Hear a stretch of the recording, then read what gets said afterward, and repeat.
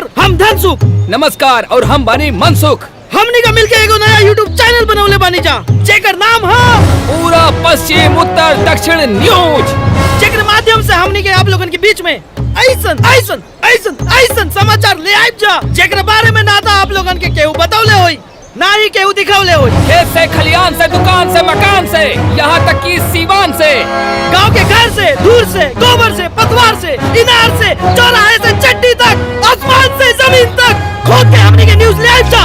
और आज हमने अपने चैनल के न्यूज कवरेज करे जा रहल बानी जा मंगल बाबू के शादी से। और हमनी का अपने विश्वसनीय सूत्रों से एगो खबर प्राप्त भइल बा कि हमनी के कुछ नहीं के पता। कैमरामैन फोकस करो। हाँ तो ये देखी मनसुख और धनसुख के चैनल के पहला वीडियो। ये दोनों कौन है? लगता है कोई रिश्तेदार होंगे। हमको क्या करना है जी? लेकिन ये लॉलीपॉप क्यों चूस रहा है? आगे बढ़ रहा है, ये कहाँ जा रहा है? अरे नचनिया भी है, देखिए नचनिया लगता है बहुत नाचने वाली है, लगता है ये दोनों लाइन मार रहा है जी। देखिए मैं दोनों जनी मोट बाड़ा जा, बाकी सब छोटे बा, तुहन लोग के बस के बात नहीं के। यहाँ क्या करता था? पिताजी जा सर। नशा चढ़ल बा। अरे जायदा ई सबन के छोड़ा मंगल के मामा। अरे पंडित जी के फोन लगावा कि कहाँ रह गई ना। अरे कई बार फोन लगा देने। अरे एक बार और लगावा, और लगावा, और लगावा।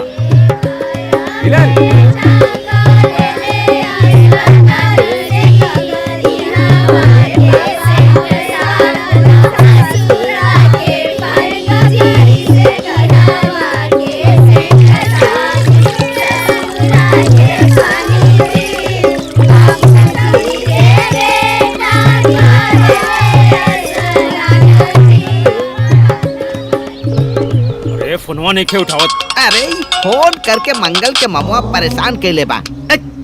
हाँ तो बोली का समस्या बा? पंडित जी समस्या ना समाधान बा, बस गन्ना बन्ना मिला दे ही ना। के कर? हमार और हमार राजा जी के। तहार और इनकर उम्र के सीमा देखले बाड़ू? न उम्र की सीमा हो, न जन्म का हो बंधन। जब प्यार करे कोई अरे लैला मजनू तो देखे सिर्फ मन। अरे हमरा तो लागत मन ना धन धन। अरे फोनवा नहीं खे उठावत।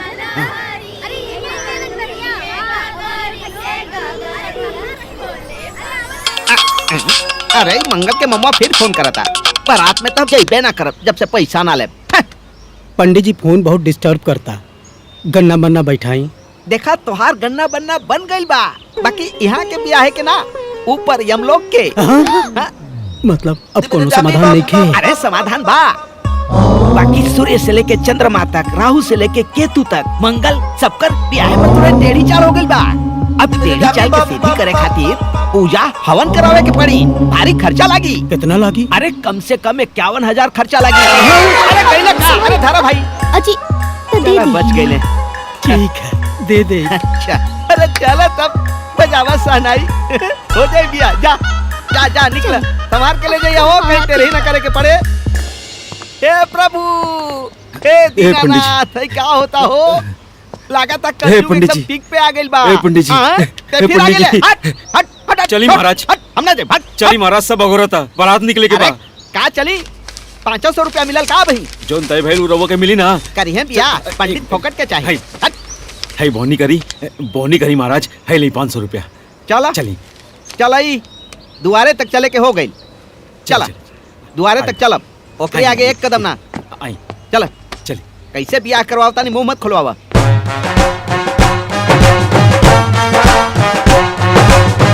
ऐसे आगे ना बढ़ा। आई ऐसे आगे बढ़वे ना कर। आई ना थोड़ा। अरे हाथ जोड़ता नहीं, आई ना। ए चुप। अरे महाराज रवो के पैसा मिल जाए, आई ना। आई आई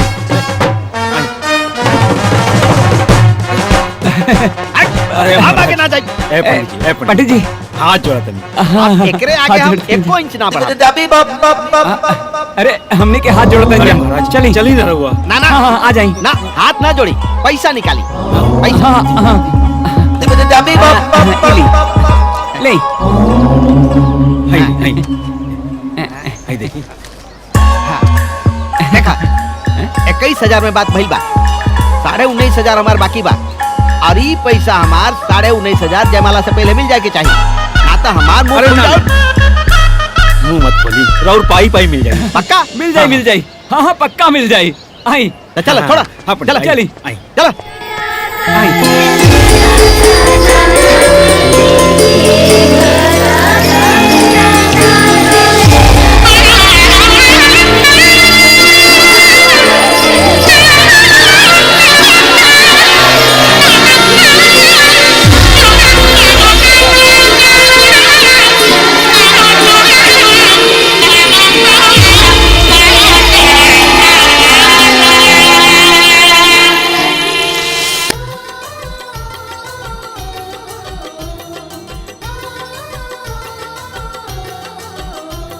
चुमावन होला हो धीरे धीरे, चुमावन होला हो धीरे धीरे, चुमावन होला हो धीरे धीरे, चुमावन होला हो धीरे धीरे, हो धीरे धीरे जी हो धीरे धीरे, धीरे धीरे जी हो धीरे धीरे, चुमावन होला हो धीरे धीरे, चुमावन होला हो धीरे धीरे, चुमन बहर में चलली अम्मा सुहागिन, अम्मा सुहागिन हो अम्मा सुहागिन, बजावत पायल हो धीरे धीरे, चुमावन होला हो धीरे धीरे, चुमावन होला हो धीरे धीरे, चुमावन होला हो धीरे।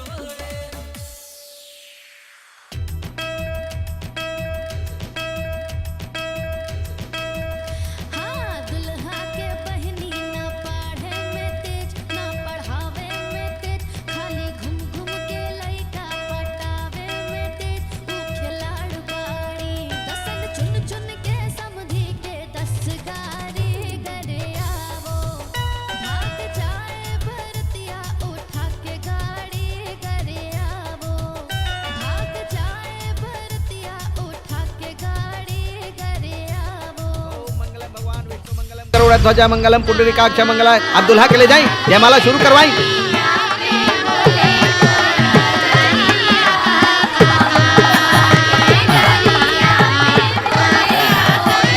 जा तू लोग कुछ खा ला, जा जा।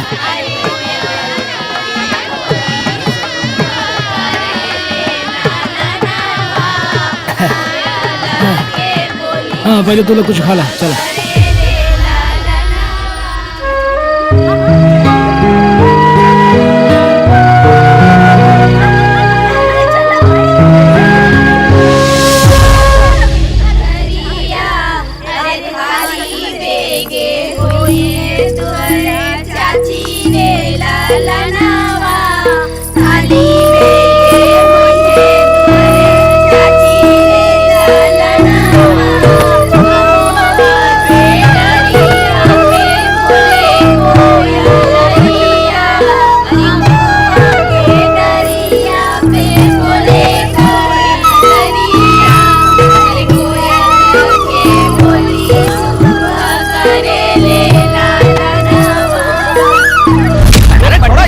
पैसा हम ना मना लाइक महाराज, आवा तो क्या? पहले आवा।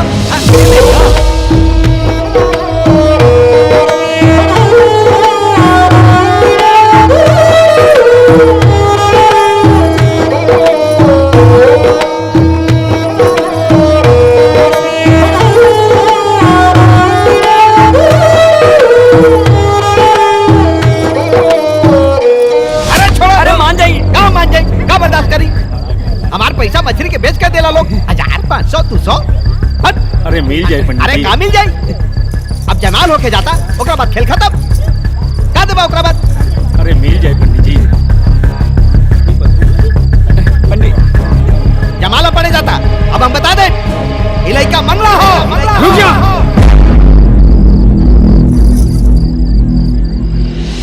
ही ब्याह ना हो सकेला। शादी ब्याह के बंधन सिर्फ विश्वास अविश्वास के आधार पर होखेला।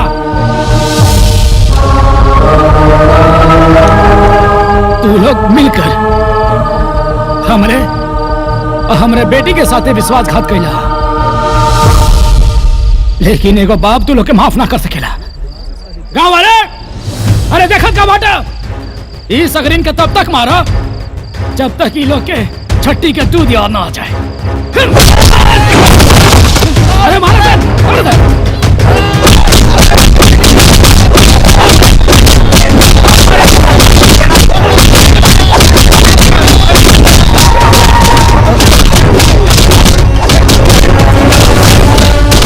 अरे ब्याह करना ना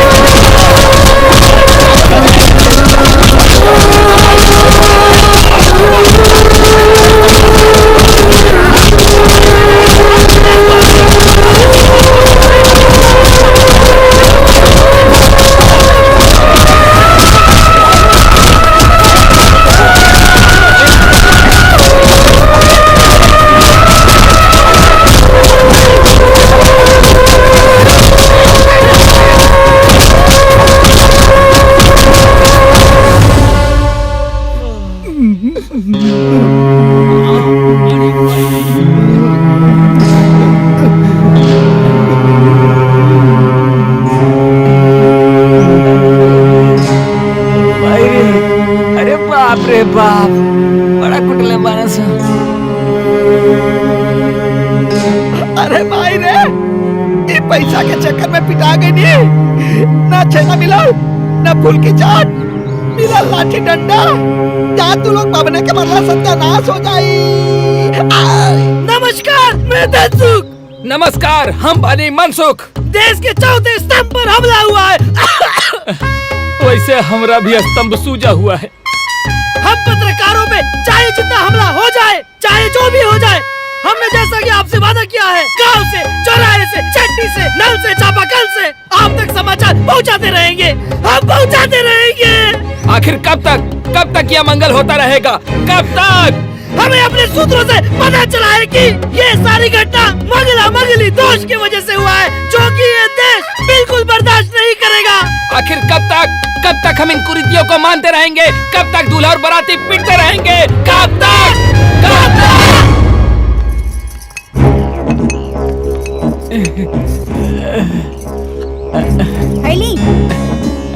हैली ना तो ऊपर ढार दे। ले पकड़ो। ए पकड़ ले। हैली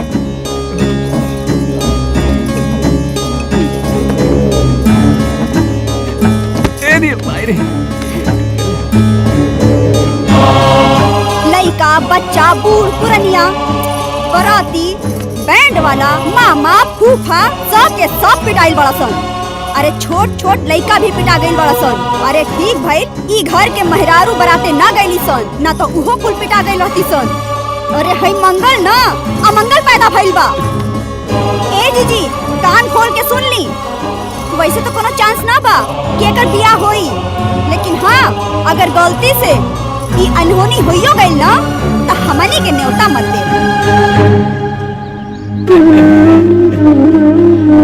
राउर भाई अब इमली घटावे ना इहन ई जान ली।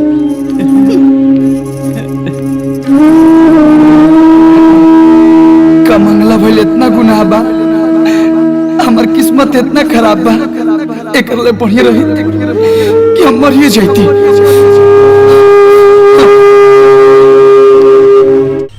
अरे है मंगल ना अमंगल पैदा भइल बा। ए जीजी कान खोल के सुन ली। वैसे तो कोनो चांस ना बा कि एकर बियाह होई, लेकिन हाँ अगर गलती से ई अनहोनी होइयो गइल ना त हमनी के न्योता मत दे।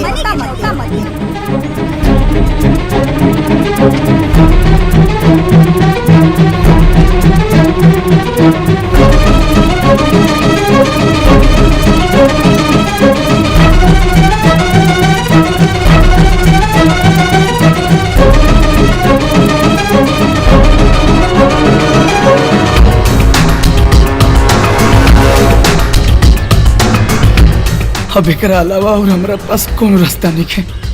हमरा मरिए गेला में फायदा बा।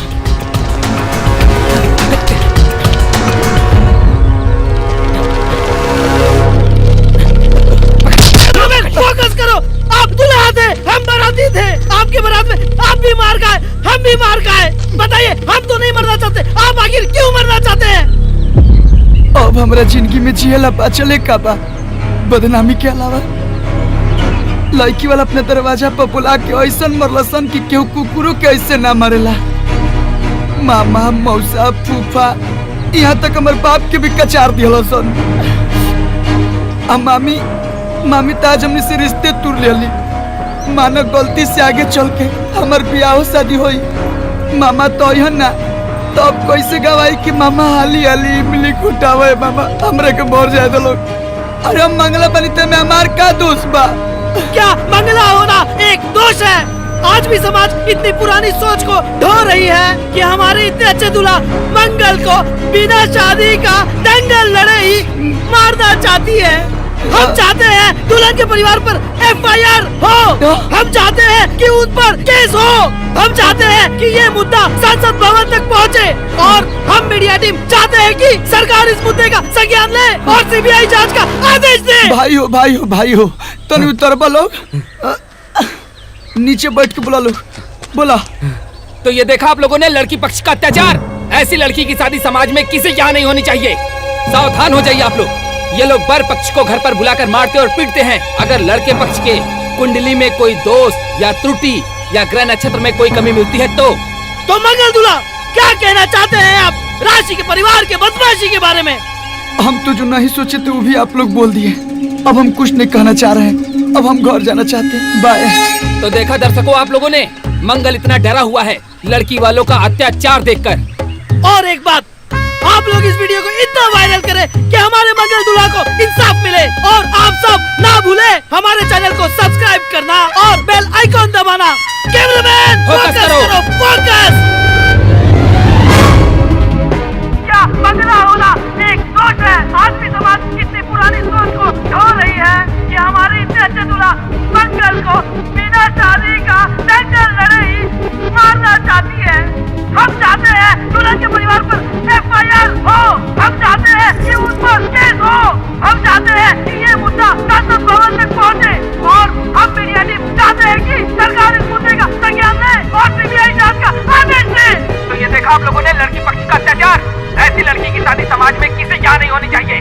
सावधान हो जाइए आप लोग। ये लोग वर पक्ष को घर पर बुलाकर मारते और पीटते हैं। अगर लड़के पक्ष के कुंडली में कोई दोष या त्रुटि या ग्रह नक्षत्र में कोई कमी मिलती है तो मंगल दूल्हा क्या कहना चाहते हैं आप राशि के परिवार के बदमाशी के बारे में? हम तो जो नहीं सोचे थे वो भी आप लोग बोल दिए। अब हम कुछ नहीं कहना चाह रहे हैं। तो देखा दर्शकों, आप लोगों ने मंगल इतना डरा हुआ है लड़की वालों का अत्याचार देखकर। और एक बात, आप लोग इस वीडियो को इतना वायरल करें कि हमारे मंगल दूल्हा को इंसाफ मिले। और आप सब ना भूले हमारे चैनल को सब्सक्राइब करना और बेल आइकॉन दबाना। कैमरामैन फोकस करो, फोकस। चुप रहो बे। देखा था सन, ये पूरा समाज में हमारा हमारे बेटे का बदनामी कर होता। हाँ बाबूजी, हम अपन बेटी के ब्याह मंगला से ना होके दे। एक जान जोखिम में ना डाल सकिले हम। हाँ ऐसा बदनामी करिए कुल तो हमार बेटी से ब्याह के करी। लातन के भूत बातन से ना मनिहन सन। माई सही कहा तारी बाबूजी, सही कहा तारी। हाँ। एके मरे के शौक बना, एके मार के आवल जाई। ए बेटी निकाल तलवार लाठी डंडा। चल मंगरा के यहाँ। हाँ हाँ, हम अपनी सहेली सबके भी बुला लेते हैं। हाँ बुलाओ चल।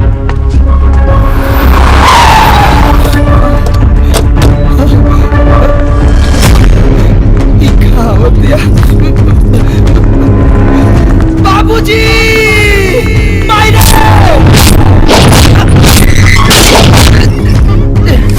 बाहर निकल।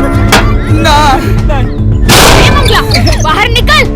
ना अब तो हर शादी के ना मौत के वीडियो वायरल हुई। तू लोगन के शर्म नहीं खियावत? मीडिया से झूठ बोल के हमनी के बदनाम करत अड़सा।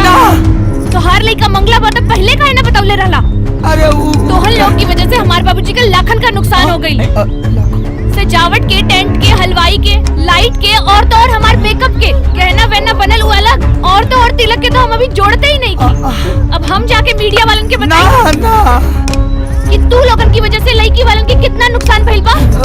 अगर हमनी के चाहब ना तो तू लोग के दहेज के केस में जेल के अंदर भिजवा दे। बाबूजी कुत्ता के कलर है।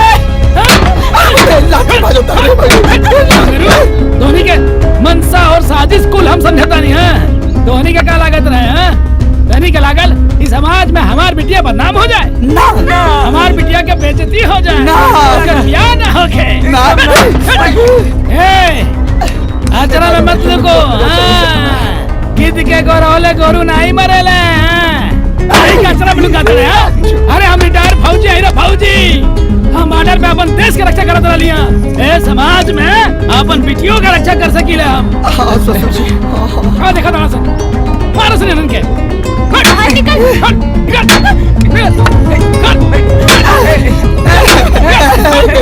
मारे माता हम आवतनी बेटा मत जा। बाबूजी माई हम रउआ लोग के जान बचावे खातिर हम अपन जान के बाजी लगा दे। बाहर निकाल जल्दी बाहर निकाल। अरे बस कर अपन इमोशनल अत्याचार। पापा जी पापा नहीं तोरे खातिर सापा जी। निकल निकल मत कोस दे बाबा। जल्दी आओ जल्दी आओ बेटा बचा के। हाँ ज्यादा बोला मत। निकल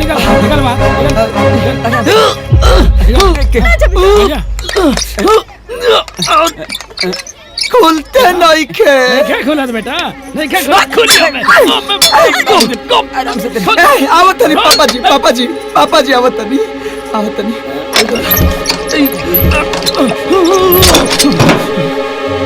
पापा जी आओ नीचे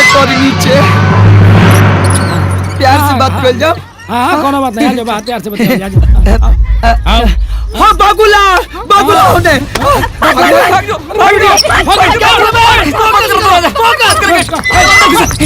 हम लोग पीछा करते हैं।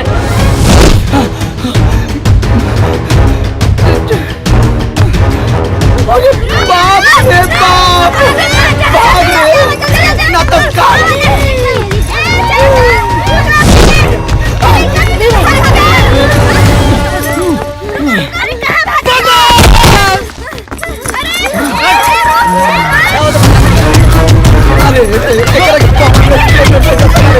वो भाग रहा। जल्दी आओ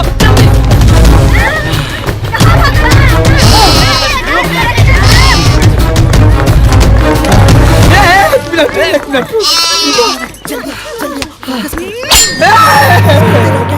जूम करो कैमरामैन, फोकस करो लगातार फोकस करते रहो कैमरामैन। अच्छे देखो हम थक गनी, अब हमसे ना भागल जाए। या तो तू एक बार में साफ कर दा ना तो हमके माफ कर दा।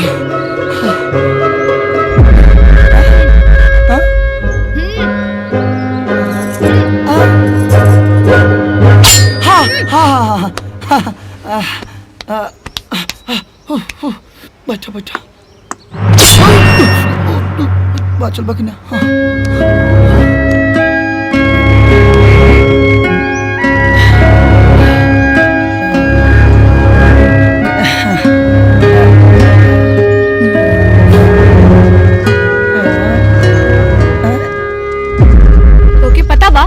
जब एक लड़की के दरवाजा से बारात बिना बियाहे वापिस हो जाला तो लड़की की कितना बदनामी होला। उ रात उ जयमाला के फूल कांटा बन गई रहे। जोन चुभन जोन दर्द हमार घर परिवार पर बीतल उ तक कोनो मीडिया वालन के दिखाई न देहलस। अरे झूठ बोल के शादी करे से अच्छा रही कि तू सच बोल देले रहता तो इतना तकलीफ ना भइल रही। तू इस सब बात मीडिया वालन के बता के झूठ मूठ के मरे का नाटक करके तू ठीक ना कहिला। मन तक करेगा यही तलवार से तोहर गला काट दी, लेकिन छोड़ देनी तोहरा के। तोहारी हालत देख के तरस आवता।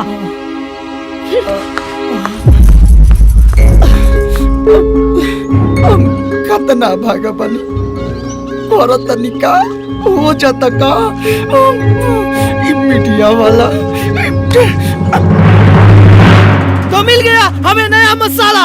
वर पक्ष पर हो रही है जास्ती, अब इस मुद्दे पर होनी चाहिए बड़ी बहस। तो हम अपने वीडियो के माध्यम से वर और वधु पक्ष दोनों को करते हैं आमंत्रित चौकी पे चर्चा में। और जो भी इस चर्चा में नहीं पहुंचेगा तो होगा उसमें सबसे बड़ी खोट और लगेगी दर्शकों को चोट। कैमरामैन फोकस करो। तो अब हम चलते हैं अपने भाई मनसुख से मिलने, जिसकी तबीयत खराब हो गई है कल बारात में मार खाने से, और लेते हैं उसका हाल, क्योंकि उसका भी चर्चा में पहुंचना है बहुत ही जरूरी।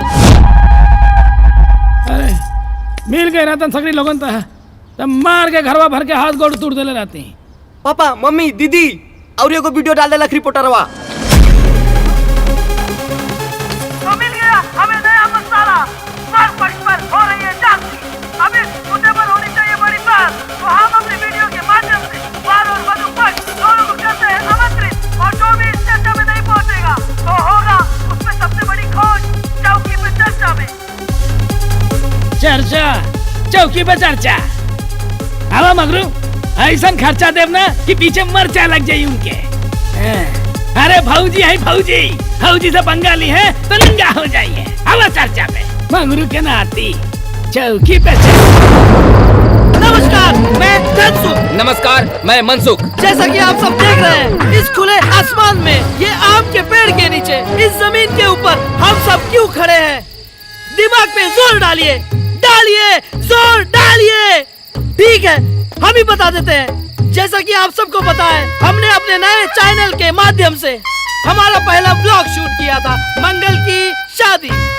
उस वीडियो का कंटेंट ऐसा वायरल हुआ है, उसमें ऐसा आग लगा है कि उसने हमारे चैनल को 7वें आसमान तक पहुंचा दिया है। जी हाँ, सही सुना, 7वें आसमान तक। आप सबका प्यार, लाइक्स और सब्सक्राइब जो भर भर के मिला है, बस उसी चीज से हम दोनों का मन प्रफुल्लित हुआ। बस यही प्यार और आशीर्वाद बनाए रखने के लिए हमने हमारा नया शो शुरुआत किया है, चौकी पे चर्चा। जैसा कि आपको पता है कि लड़का एक मांगलिक है, जिसकी शादी झूठ बोल करके कराई जाती है। जब लड़की पक्ष को इसकी जानकारी होती है तो लड़की पक्ष इसको मारते पीटते हैं, यहाँ तक कि बारातियों को मारते पीटते हैं, जो कि गलत है। लेकिन दूसरे दिन लाठी और तलवार लेकर के वर पक्ष के यहाँ जाना, उनको मारना, धमकाना, जो क्रिमिनल एक्टिविटी है, क्या ये सही है? हम इन्हीं सब विषय पर चर्चा करने के लिए हम वर पक्ष वालों को बुलाए हैं। अभी तक तो किसी व्यक्ति या वर पक्ष की जानकारी यहाँ तो नहीं है। ये लो, वर पक्ष आ गए। चलो उनका स्वागत करते हैं। कैमरामैन फोकस करो, फोकस। वर पक्ष यहाँ आ चुका है। आइए आइए बैठिए, आपका स्वागत है। आइए कैमरामैन फोकस, फोकस। जैसा कि आप देख रहे हैं कि वर पक्ष यहाँ चौकी पे चर्चा में पहुँच चुका है। कैमरामैन फोकस करना। आइए पूछते हैं, कैसा लग रहा है आपको यहाँ हमारे चौकी पे चर्चा में आकर? आने में कोई दिक्कत तो नहीं हुई? कैसा लग रहा है मार खाने के बाद? बोलिए, कैसा महसूस हो रहा है मार खाने के बाद? भारत के इतिहास में पहली बार ऐसा हो रहा है कि वधु पक्ष से मार खाने के बाद वर पक्ष ने एकदम चुप्पी साधी है। हम भी जानना चाहते हैं, हमारे व्यूअर्स भी जानना चाहते हैं, देश जानना चाहता है। बताइए, क्या लगता है आपको कि वो हार गए? वधु पक्ष अभी तक नहीं आया है। क्या लगता है पिताजी, आप तो बताइए, आएंगे वो? आएंगे या नहीं आएंगे? आएंगे, आएंगे या नहीं आएंगे? आएंगे वो? बोलिए, बताइए, आएंगे वो? बोलिए, बताइए, क्या वो लोग आएंगे? आएंगे या नहीं आएंगे? जानना चाहता है भारत। एक मिनट, वधु पक्ष आ चुका है, आइए स्वागत करते हैं।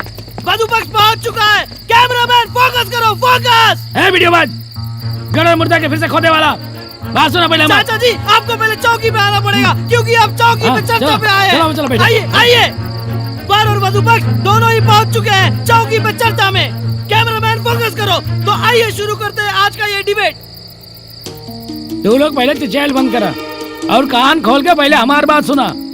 जंग के मैदान होके चाहे डिबेट के मैदान होके, एगो फौजी कबो पीठ दिखा के नहीं भागेला।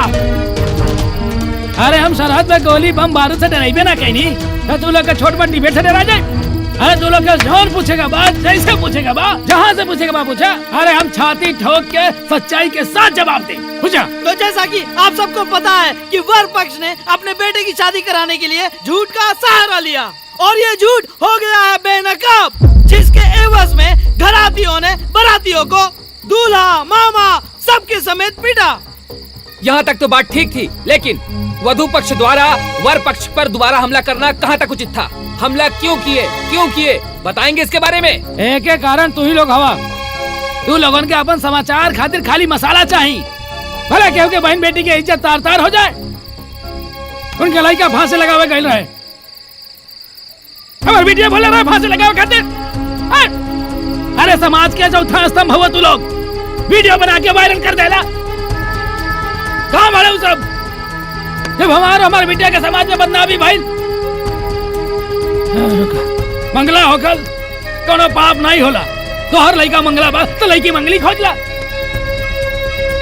तो झूठ बोल के ही ब्याह करावत रहे हम। यदि हमारा बेटी के कुछ हो जात तो उनके लड़का के मुंह देख के हम चेती। भगवान न करे उनका लड़का के कुछ हो जात तो हम अपना बेटी के लेके कहाँ घूमते। अरे शादी ब्याह विश्वास के आधार पर होखेला, झूठ और विश्वासघात के आधार पर नहीं। सोच समझ के कल जला शादी। पूछा उनसे चुपचाप काहे बैठल पड़े? पूछा काहे विश्वासघात कैला? कैमरामैन फोकस करो। बताइए, ये जो भी आरोप आप लोगों पे लगा रहे हैं या जो भी बातें बोल रहे हैं, इसमें कितनी सच्चाई है? बताइए, आप ही बताइए, आप बताइए। ई लोग तो कुछ ना बोली, लेकिन हम चुप ना रहब, हम जरूर बोलब। अरे हमरे मर्दा के ऐसन जगह पर मरले वालो कि उ ठीक से पैखाना तक ना कर सकतारन, और हमार छोट छोट दूगो लइका हंसत लॉलीपॉप खात रहला सन, लॉलीपॉपे खात रहला सन, लेकिन दिन भर रोवत रहला सन। अरे ई परिवार बा, एकर पूरा खानदाने आतंकवादी बाड़न सन। क्या बोल लू तू? अरे पे बताइए तू, अरे जाके अपन बेटा के तारे चौकी बोलने से चुप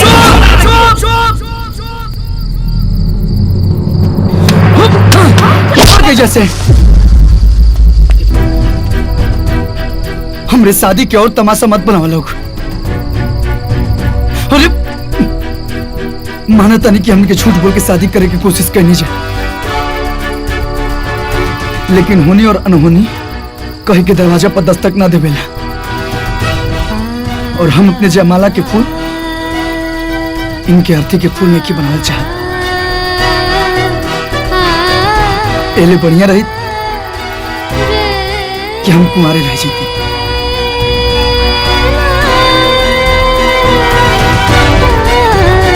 देखी हमने की गलती कैले बनी जाए, माफ कर दी। अरे हर बेटा के माई बाप के सपना होला कि ओकर बेटा के शादी ब्याह हो जाओ, ओकर घर बस जाओ और खुश रहो। वो हमारे माई बाबू कई लोग, लेकिन वो का बना कि हम मांगलिक हैं। ऐसा बात नहीं है कि हमार बाबूजी पूरा जवार में मांगलिक लड़की खोजला, लेकिन मिलबे ना कल। यही से झूठ सच बोल के रुआ घर में शादी फिक्स हो गई। हम अपने परिवार के तरफ से रोहा से हम माफी मांगतनी। हमारा पूरा परिवार के मन में होकर कौनो मलाल लिखे, सब कुछ भूल जाइए और माफ कर दी, माफ कर दी। और राशि जी, वो हमार माई रुआ के भला बुरा बोलना सिया ना, ओकरो तरफ से हम माफी मांगतनी। हमरा किस्मते में नहीं खे शादी। जब भगवान लिखल है निकन के हमार शादी होको तो ए लोग के चाला से हमार शादी कैसे हो सकेला? माफ कर दी लोग, हाँ माफ कर दी। चलिए बाबूजी।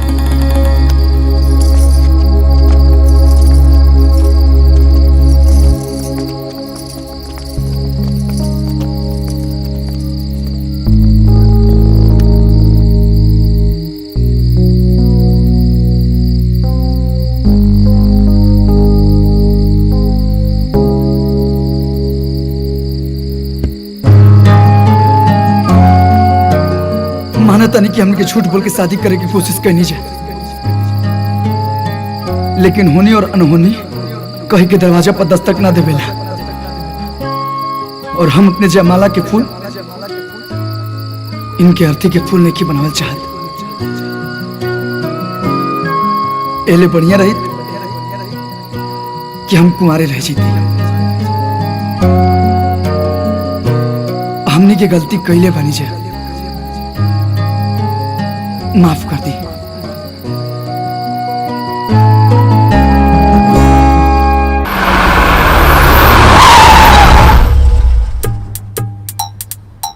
नमस्ते।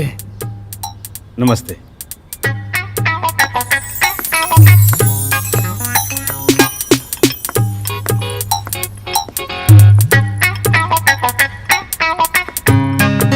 रख दे बेटी। नमस्ते। ले आ जाओ। जी।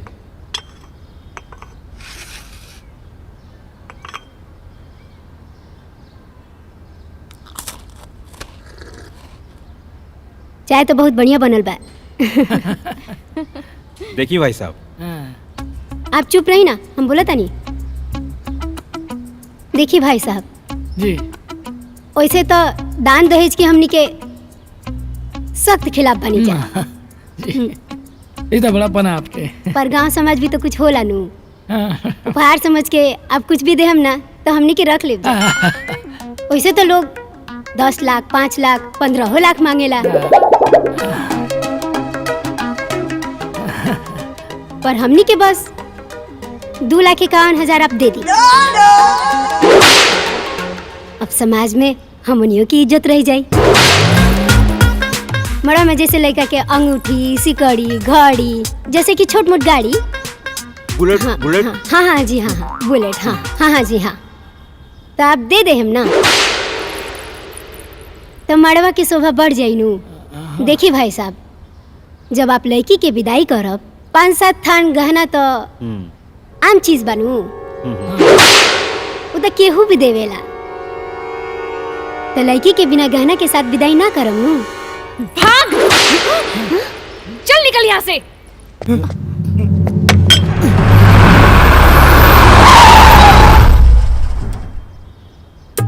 नमस्ते। नमस्ते। पानी पिया।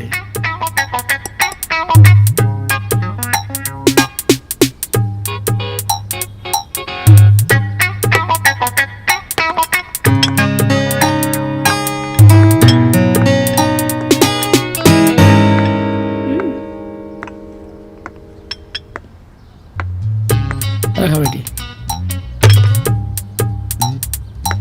नमस्ते।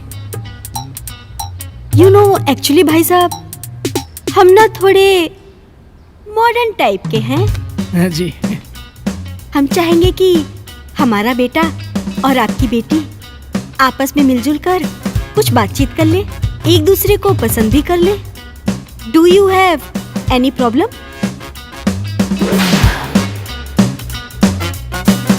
ओके बेटा। You know baby, live in relationship, मैं समझता हूं कि शादी से पहले लड़का और लड़की एक दूसरे के साथ रहें, पति पत्नी के जैसे एक दूसरे को जाने और फुल एंजॉय करें। ये गांव की गवार लड़कियां इसे गलत ही समझती हैं। वैसे भी मैं मॉडर्न हूं। तुम्हारा क्या ख्याल है हाँ, लिव इन रिलेशन के बारे में? वैसे अगर मैं तुम्हें पसंद ना हूं और तुम मुझे, तो एंजॉय करके अलग हो जाएंगे।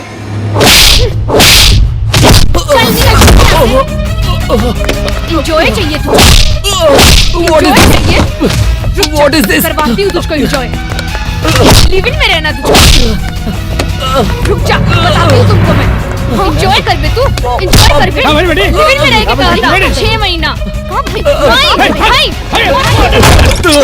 अरे भागो यहाँ से, लिविंग में रहिए मॉडर्न। बेटी तू ठीक मालूम ना?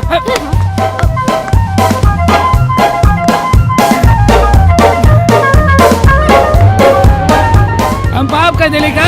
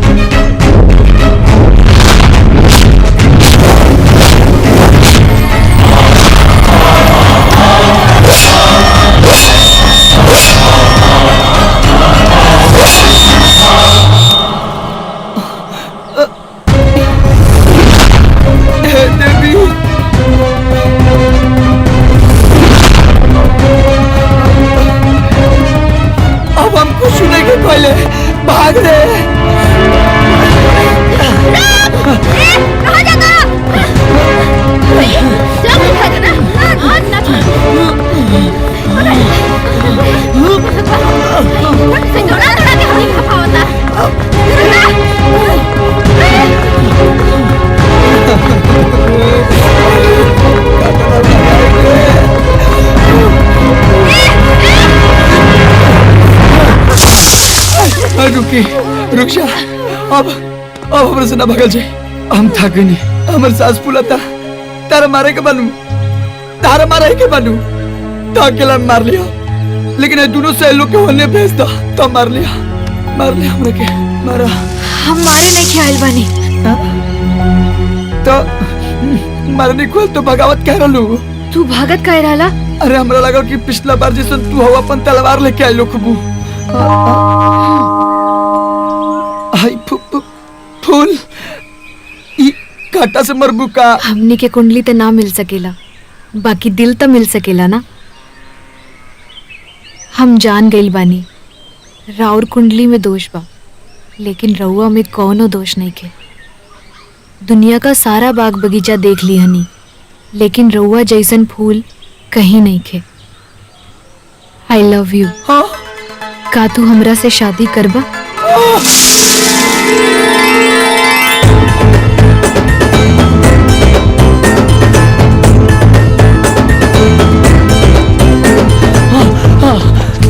क्या करूँ? I love you. हाँ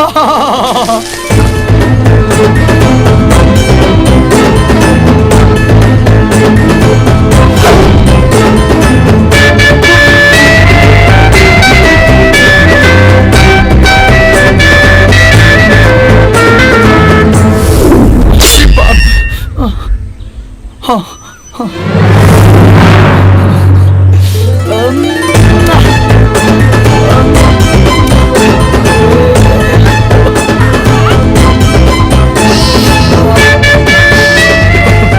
क्या बोलो फिर से बोलो। I love you. I love you two.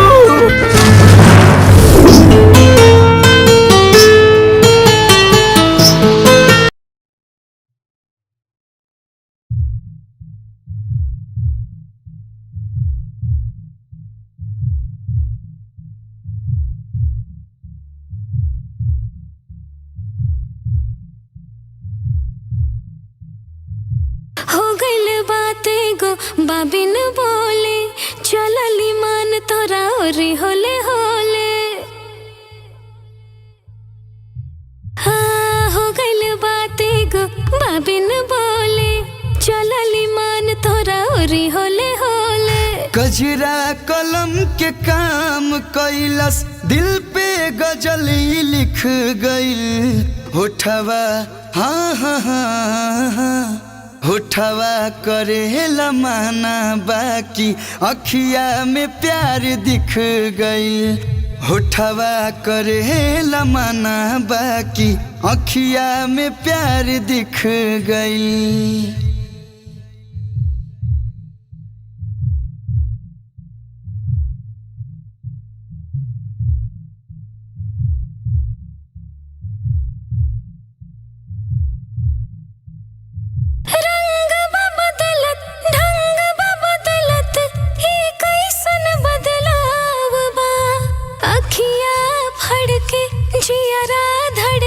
जब से लागल लगाव बा रही रही मन मन मुस्काइला, बस नाम तोहर दोहराइला। अलहड़ रहे अवारा मनवा, प्यार करे अब सीख गई। होठवा हाँ हाँ हाँ हाँ, उठवा करे लमाना बाकी, अखिया में प्यार दिख गइल। होठवा करे लमाना बाकी, अखिया में प्यार दिख गइल।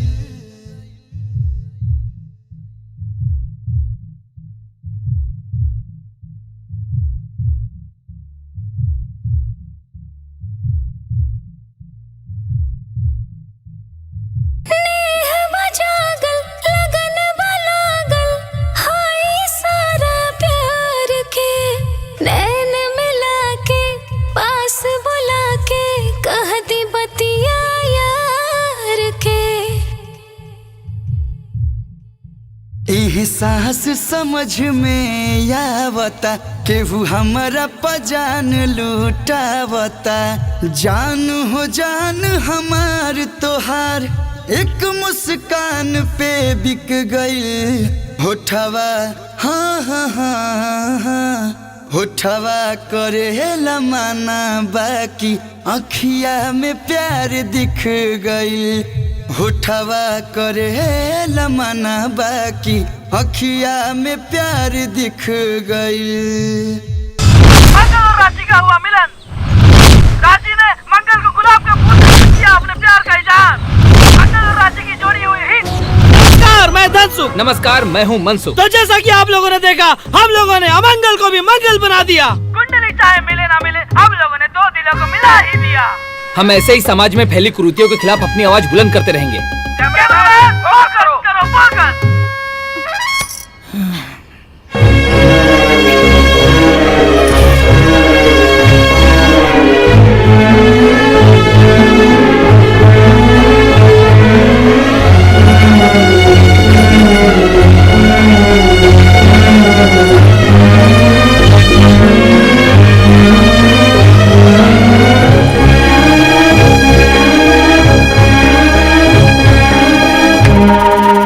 वाह बेटी वाह,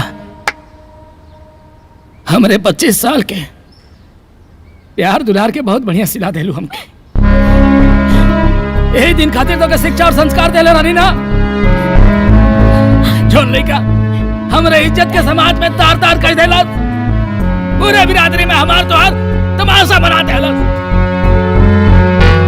तू वही लइका से शादी कर जाता लू। ये शायद हमरे प्यार दुलार में कमी रहल, शायद हमरे संस्कार में कोनो कमी रह गई। सही कहल गइल बा, विनाश काले विपरीत बुद्धि। मुँह का देखत हूँ, समझावा अपना लाडली के। बेटा, तू जानबूझ के माहौर काहे खाता रू? तू जाना तारू ना वो लइका मंगला हा।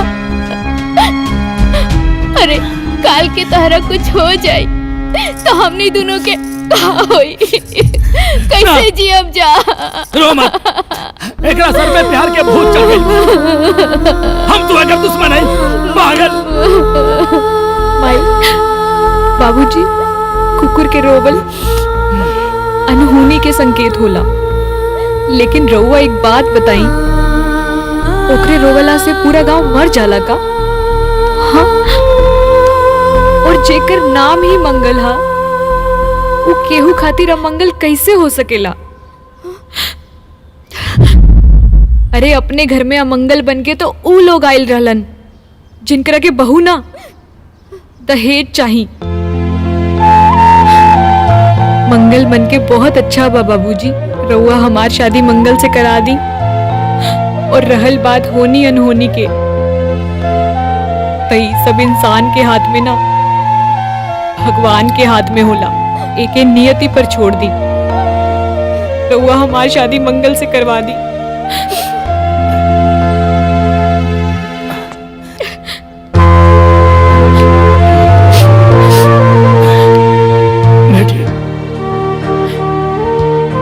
संतान के खुशी के आगे एगो बाप के जिद और समाज के मान मर्यादा के कोनो मतलब नहीं होला। अगर तू यही में खुश बाड़ू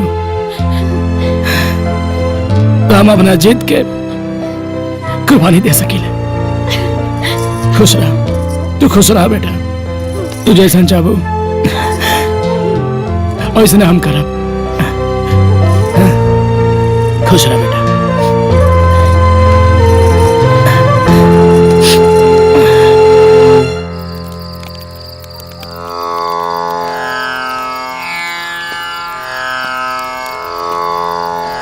प्रणाम गुरुजी। खुश रह। बैठी जजमान।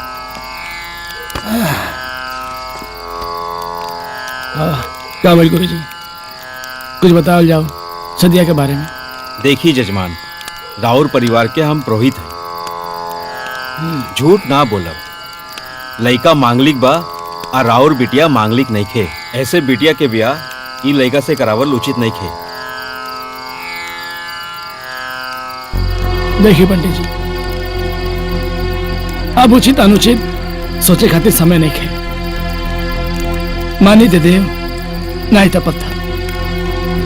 अब आप बताओ, यहाँ आप नया घर बनौले वाले, अब आके गिद्ध बैठ जाओ तो घर थोड़ी छोड़ जाए जाए। जी नहीं। कोनो लड़का नौकरी ज्वाइन करे जाता ओके राह बिलार काट दे तो नौकरी छोड़ दिया अपन नहीं छोड़ी ना। हम आपके वह बताओ चाहते हैं कि लोगन के काम लोग कुछ ना कुछ तो कबे करिए। हाँ? एक मतलब ही नहीं कि नास्तिक हैं गुरुजी। हम गुरुजी एगो बाप बन के सोचे, हमारे लड़की यदि आ गई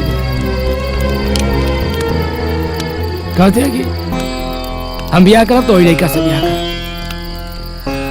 अब बताओ हम क्या करें।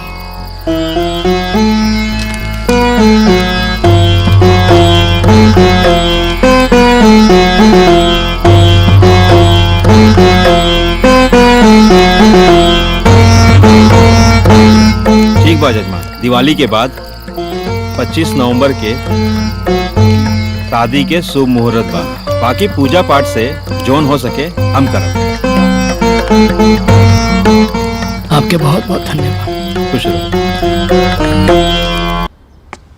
राशि का अम्मा,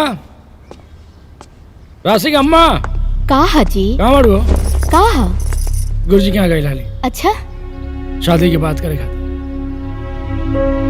गुरुजी कहला कि लड़का मांगलिक बा अनहोनी हो सके।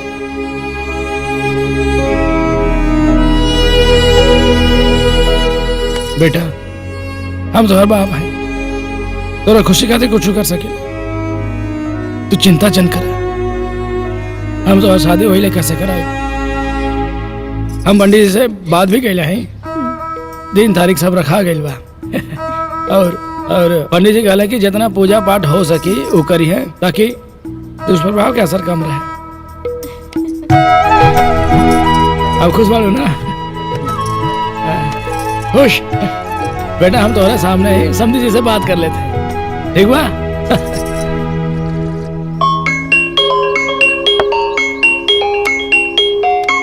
समधी जी के फोन। नमस्कार समधी जी। नमस्कार नमस्कार। वो क्या होला ना, कभी कभी खुशी के बाद भी जाहिर कैले में ना बहुत डर लगेला। हम रउआ से को बात कहल चाहते हैं। हाँ हाँ कहीं ना। हमरे और आपके बीच में जौन भी मन मुटाव भइल ओके भुला के ऊपर मिट्टी डाल के हम अपन रिश्ता के फिर से आगे बढ़ाओ चाहता नहीं। हम अपन बेटी राशि के हाथ आपके बेटा मंगल के हाथ में देहल चाहता नहीं। अच्छा। और दिवाली के बाद 25 नवंबर के दिन तारीख है, शुभ मुहूर्त बा।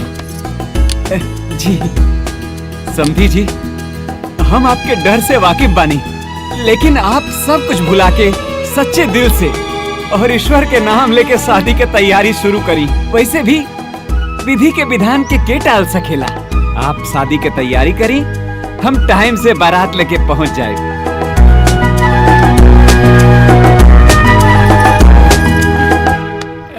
अरे बेटा, समधी जी शादी के लिए मान गई ना? सच्ची? आप खुश बारा ना?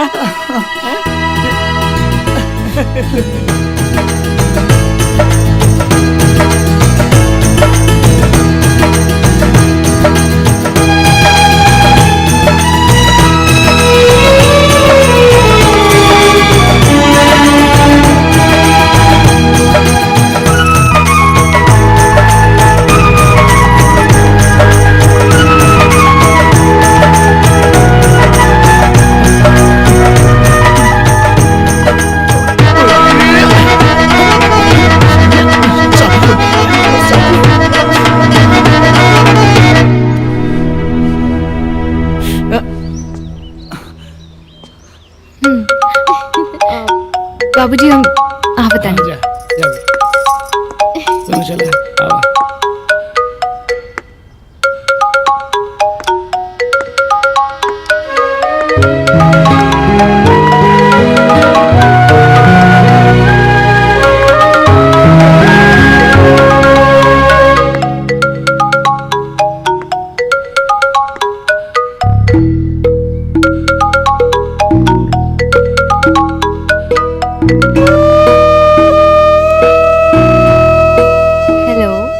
हेलो। अभी आपके बाबूजी के फोन आयल रहा, वहाँ के शादी के डेट फिक्स कर दिल बनी। अब देखी ना, रोआ याद में रात काम सूती तो सितारा के नफरत। अब जब से दिन धराइल बा तब सब दिन गिने के पड़ी। बस 10 दिन और इंतजार कर ली। 10 दिन के बाद हम दुल्हन बनके हमेशा के लिए आपके हो जाएंगे। वैसे एक बात पूछी? हाँ पूछा। जैसन लोग कहता रे कि अगर ये शादी भइल तो या तो आप मरब या हम। का सच में धरती से इतना दूर मंगल ग्रह दोष के कारण केहू की जान ले सकेला? सूरज में कितनो तेज होके लेकिन उस समुंदर के कबू न सुखा सकेला। और हमने के प्यार तो समुद्र से भी गहरा बा। जैसे लोग कहा था कि जेकरा में मंगल दोष होला, अगर ओकर शादी हो जाए तो दोनों में से केहू एक आदमी मर जाए।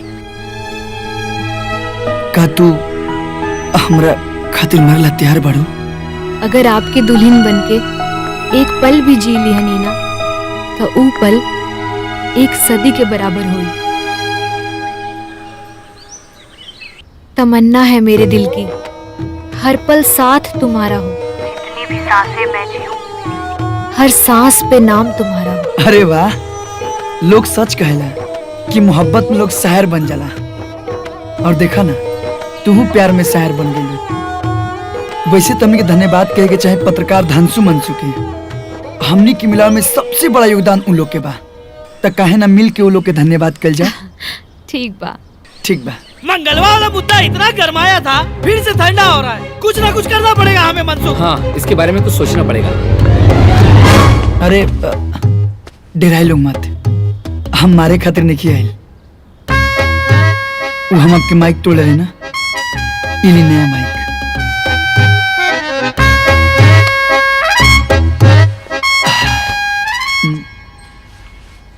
उकाबा की पत्रकार लोग के माइक माइक ना, करोड़ों लोगन की आवाज होला।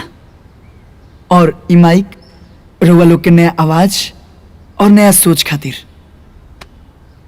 अगर आप लोग माइक में अपन आवाज बुलंद ना कर रही लोग तो आज हम और हंसी एक ना हो पाती और हमने के शादी ना हो पाई। तो ई माइक से आप लोग ऐसे ही एक से बढ़ के एक मुद्दा उठावत रही और नामुमकिन के मुमकिन करके दिखाई। दिल से बहुत बहुत धन्यवाद। और शादी में आए लोग जरूर, आप भी। चला चले के। कैमरामैन फोकस करो, दर्शकों को बताते हैं।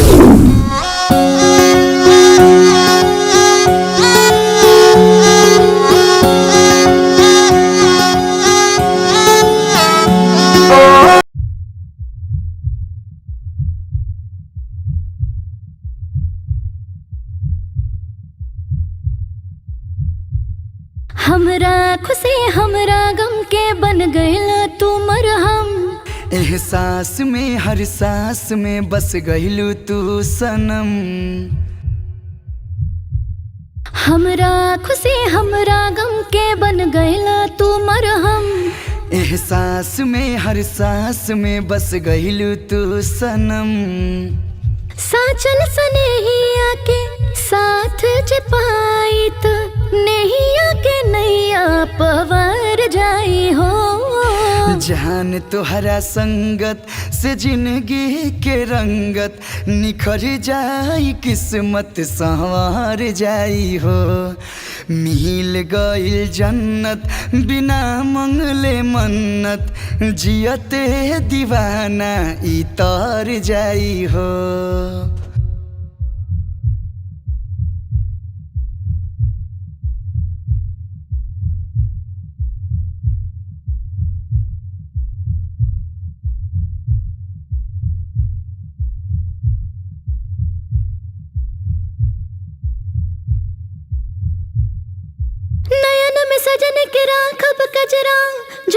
अपन शौक से पन पिपरतिया न जाकत नोक झोंक से।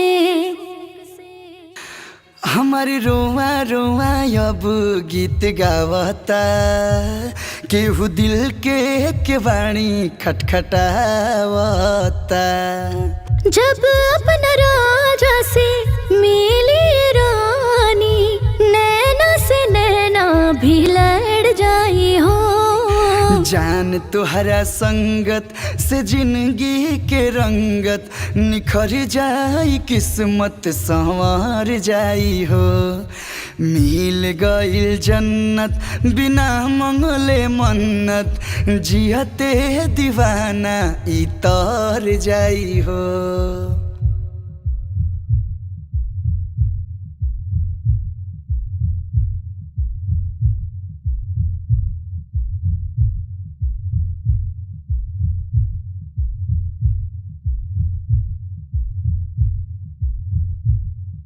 सोरह सावन जोड़ के करब सोरा हो सिंगार हो, सैया पे लुटाएब अपन सगरो बहार हो। भगवान दिहले भाग से मिलाई हो, साथ चलब बन के परछाई हो। जगमग सजी अपन जिंदगी के जलसा, कलसा में गंगा उतर जाई हो। जान तुहरा संगत से जिंदगी के रंगत निखर जाई, किस्मत संवार जाई हो। मिल गईल जन्नत बिना मंगले मन्नत, जियते दीवाना इतर जाई हो।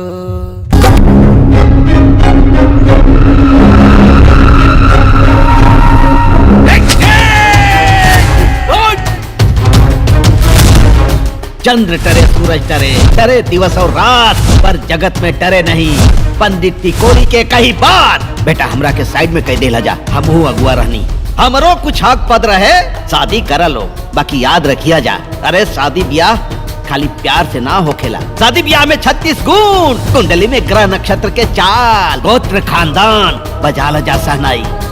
बाकी लड़का लड़की दोनों में से केहू के साथे कोनो न कोनो अनहोनी तो हो के रही। ओम स्वस्ति नः इंद्रो वृद्धश्रवाः, स्वस्ति नः पूषा विश्ववेदाः, स्वस्ति नस्तार्क्ष्यो अरिष्टनेमि, स्वस्ति नो बृहस्पतिर्दधातु। ओम आनो भद्राः कृतवो यन्तु विश्वतो दब्धासो अपरितास उद्भिदः, देवानो यथा सद्मिद वृधे आसन्न प्रायुवो रक्षितारो दिवे दिवे, देवानां भद्रा सुमितिर्दूयतां देवानां स्वं राज। जैसा कि आप सबको पता है, हमने हमारे नए चैनल के माध्यम से मंगल की शादी का ब्लॉग शुरू किया था, जिसे हमने आज पूरा किया। आज हमने मंगल और राशि की शादी का ब्लॉग आप लोगों को दिखा दिया। जैसा कि आप लोगों को पता है, मंगल और राशि की शादी में कितना उतार चढ़ाव, कितनी कठिनाइयाँ आई थी, उसके बावजूद हमने अपना वादा पूरा किया और आप लोगों को ब्लॉग पूरा करके दिखाया। अपने YouTube चैनल के माध्यम से पूरब पश्चिम उत्तर दक्षिण की तरफ से मंगल और राशि के शादी की उज्जवल भविष्य की कामना करते हैं। और जैसा कि अब शादी अच्छे से हो चुका है, अब आगे विदाई का प्रोग्राम, रोना धोना, ये सब हम लोगों को दिखाने में कोई दिलचस्पी नहीं है। तो मिलते हैं नेक्स्ट ब्लॉग में। एक ब्रेक के बाद कैमरामैन फोकस करो, फोकस करो।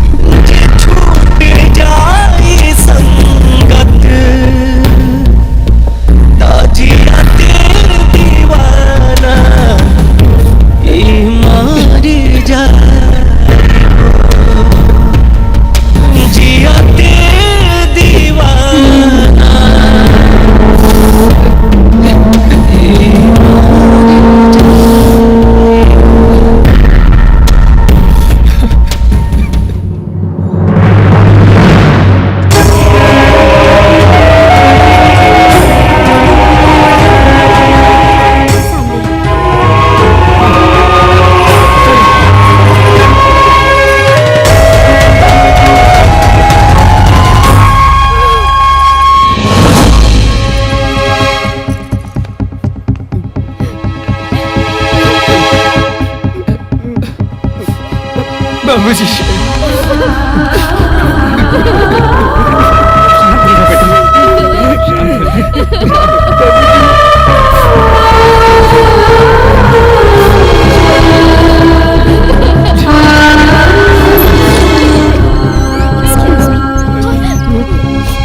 क्या हुआ मैम? देखिए क्या हुआ वो तो मैं आपको बता ही दूंगी, लेकिन आपको काफी ज्यादा चोट आई है। आप पहले ड्रेसिंग करवा लीजिए। नहीं नहीं, हमको कोई चोट नहीं आई है, वो राशि का ब्लड है। देखिए पेशेंट की हालत बहुत सीरियस है और वो कोमा में जा चुकी है। हम दवा कर रहे हैं, आप सब दुआ कीजिए।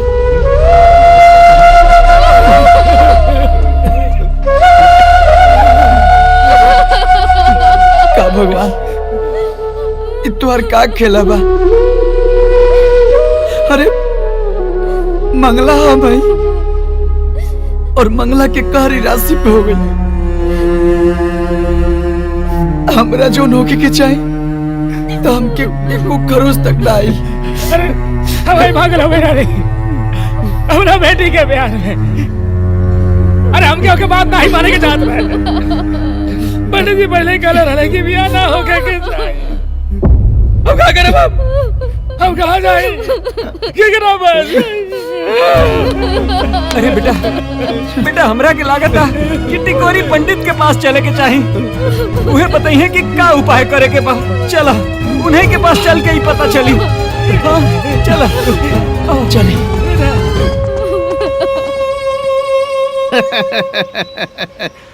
हो गई ना कांड, सत्य हो गई ना टिकोरी पाड़े के भविष्यवाणी।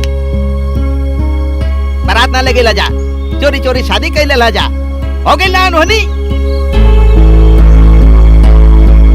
अरे अब दवाई ना, पंडित टिकोरी पाड़े के उपाय बचाई जान तोहरे मेहरारू के। अरे हर ग्रह के काठो पंडित टिकोरी के पास। रवा जौन कब जैसे कब हम वो सब करो, बस राशि के स्वास्थ्य में सुधार हो जाओ और वो ठीक होके घर आ जा। कोनो उपाय कर दी? उपाय बा कि अब तोहार मंगल दोष उतारे खातिर तोके कोनो काली कुतिया से ब्याह करे के पड़ी। आ खाली ब्याह है ना, हर रस्म रिवाज निभावे के पड़ी। सुहाग रात ना मनावे के पड़ी, बाकी सुहाग रात के एक ही कमरा में साथे रहे के पड़ी। और ध्यान रहे भाई, सास ससुर के भी कुकुरिया के एकदम बहू जैसन ही मान जान करे के पड़ी। गृह प्रवेश से लेके मुंह दिखाई तक के रस्म करे के पड़ी। फिर 21 दिन के बाद तोहरे मंगल दोष के पूरा प्रभाव वो काली कुतिया पर पड़ जाये और ओकर जान चल जाये। फिर तोहार पत्नी ठीक होके घरे आ जाये। और कुछ उपाय बा, पूजा पाठ हम घरे करत रहब। 21,000 रुपया लागे, निकाला दक्षिणा। दक्षिणा निकाला दी बाबूजी। सोचा ना, अरे निकाला, ढेर सोचा मत भाई संकट में। मंगलम भगवान विष्णु मंगलम गरुड़ध्वज मंगलम पुंडरीकाक्ष मंगलाय तनोहरि। नमस्कार, मैं धनसुख। नमस्कार, मैं मनसुख। मंगल की शादी में ढकोसलों की बाढ़ आ गई है। जानता है भारत, आज दुनिया चंद्रयान पर पहुंच गया, उसके बावजूद भी मंगल की शादी हम एक कुतिया से कराने जा रहे हैं। कैमरामैन फोकस करो, फोकस। वो देखो कुकुरिया बहुत ही उदास दिख रही है। वो सोच रही है कि आगे मेरे साथ क्या क्या होने वाला है। इंद्रो वृद्धश्रवाः स्वस्ति नः पूषा विश्ववेदाः। अब मेरा पूरा हो गए, सिंदूर दान करा।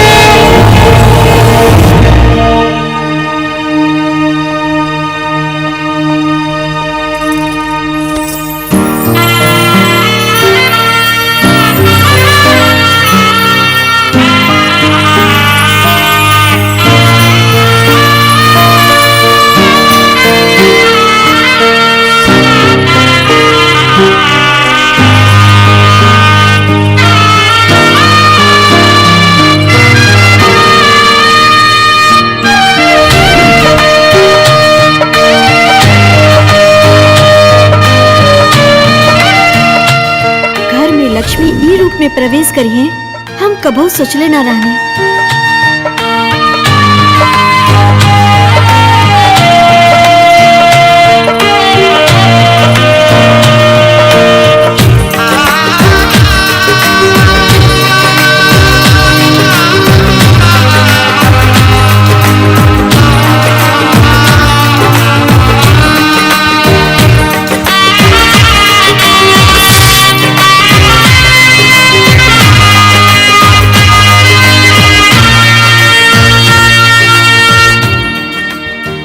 सब है मुंह दिखाई की रस्म कर जाओ।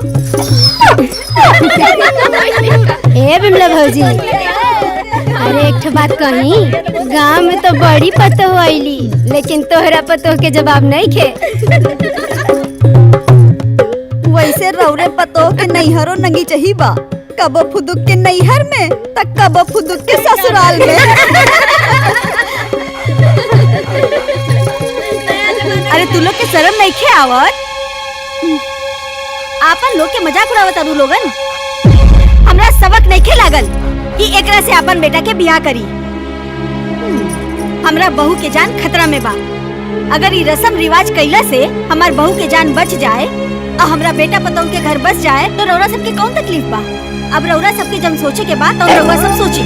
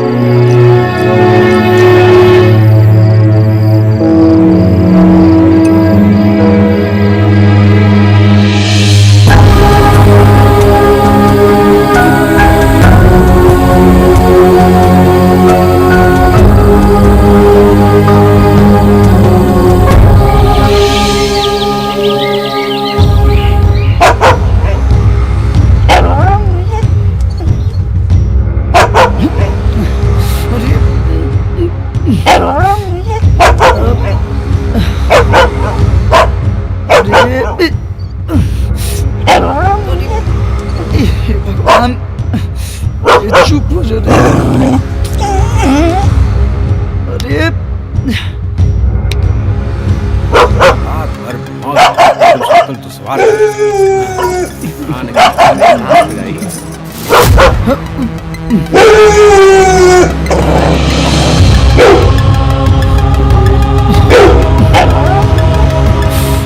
भगवान, चुप, अब चुप चुप चुप चुप चुप पूछना रे, चुप चुप चुप।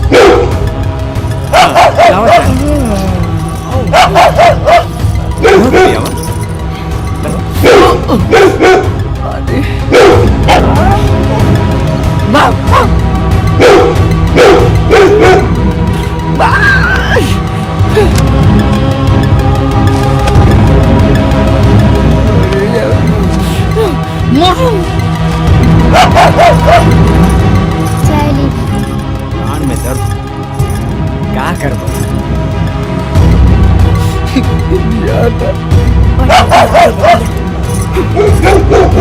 ए भौजी, ई सवेरे सवेरे तहर पतोहिया काहे इतना चिल्लाती हो? अरे ओकरा नैहर के याद आवत होई, दूसर गांव से ए गांव में आइल बिया ना, यही से चिल्लाती होई। तू लोग अपन ताना मारन ना छोड़बू लोगन, तोहनी के सब पता बा क्यों काहे आइल बिया। अब बाकी तो सभे के पता बा कि बहुरिया घर में आवेले तब भजन कीर्तन सुने के मिलेला। अब मजबूरी है ना बा, जब तक बेटा के ग्रह नक्षत्र कट न जाओ और बहू घर में आ न जाओ तब तक सुने के पड़ी। सुने के आदत डाल लो लोग।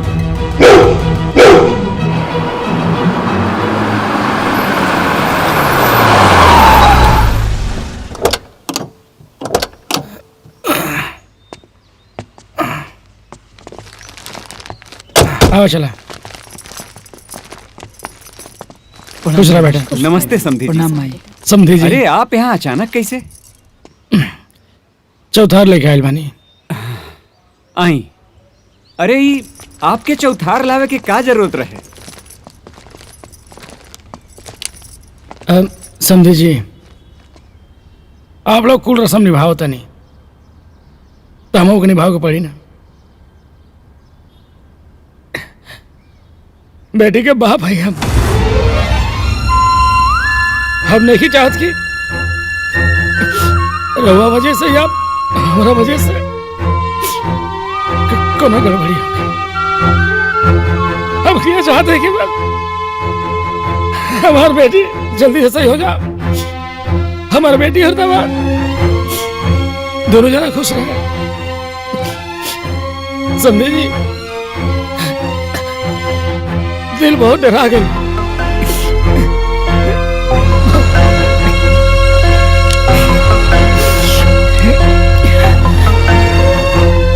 जैसे भी भइल रहे तो कहाँ बड़ी। हाँ आई अंदर बा, आई अंदर बा।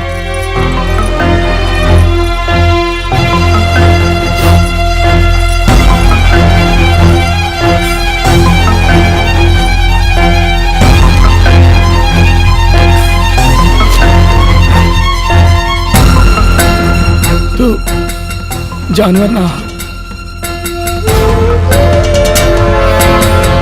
इंसान भी ना। इंसान के कुल दुख और कष्ट भगवान अपना ऊपर ले ले।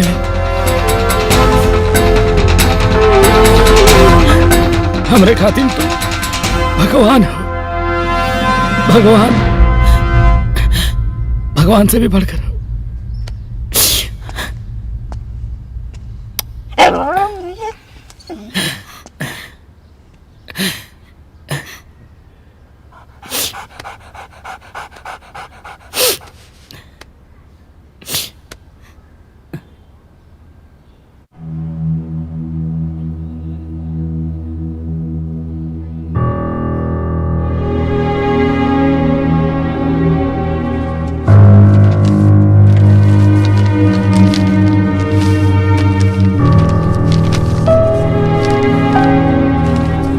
मैडम जी, कायल बा रिपोर्ट में, और अभिलाषी की हालत कैसन बा? देखिए मंगल जी, कोई भी इम्प्रूवमेंट नहीं हो रहा है मरीज में। उनकी हालत वैसी ही बनी हुई है, बॉडी में कोई भी इम्प्रूवमेंट नहीं हुआ है। केस और क्रिटिकल होता जा रहा है। अगर आपकी आज्ञा होगी तो हम मिलाई उनसे। जी मिल लीजिए।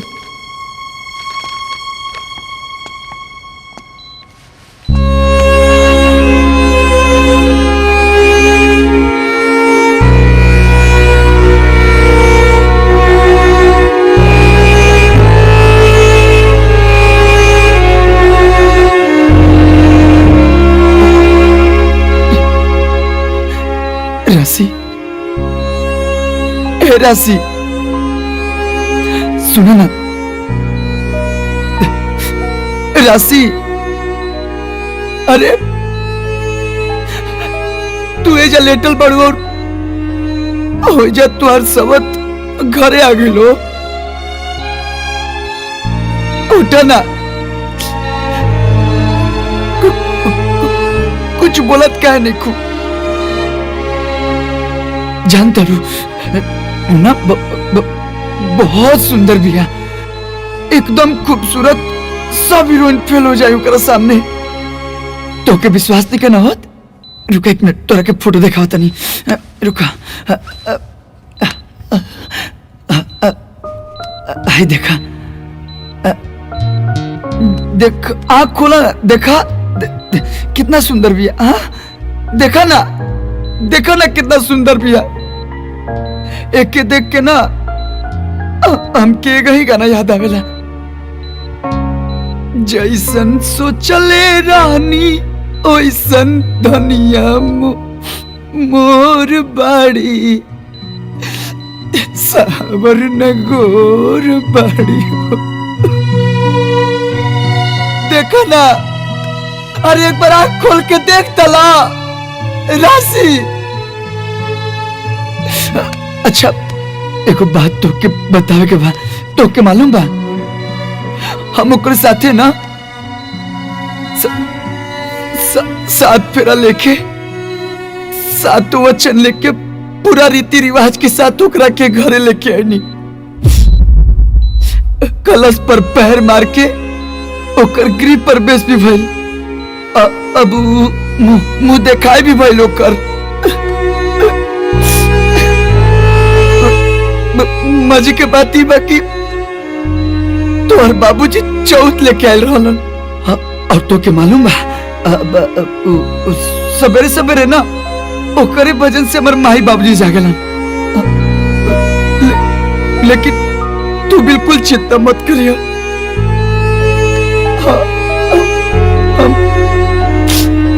हम अभी सुहागरात नहीं मनोल ओकरा साथे। बुरा लगा ना तो के जलन होता ना? अरे हमारी बुलाता, तू कुछ कहे नहीं को बोला। बोला ना राशि, राशि कुछ तो बोला, बोला ना राशि। इस साल में ब्याह के योग बहुत बना था। पूरा आषाढ़ महीना तक ब्याह के लगन बा। अरे आवा बेटा बेटा बेटा प्रणाम। हाँ खुश रहा जा। कैसे ला जा?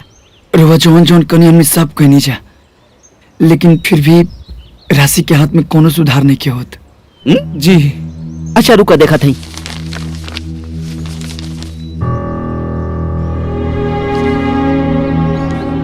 का उपाय कैला जा? रोवा कल रे ना गृह प्रवेश, मुंह दिखाई के रस्म, और यहाँ तक कि सुहागरात के दिन भी हम वही रूम में सुतल रहनी। हाँ तो बहु भोज करावला।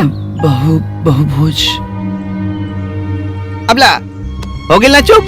बहु भोज तो होइबे ना कई। कुल रस्म में बहु भोज आवेला भैया ना।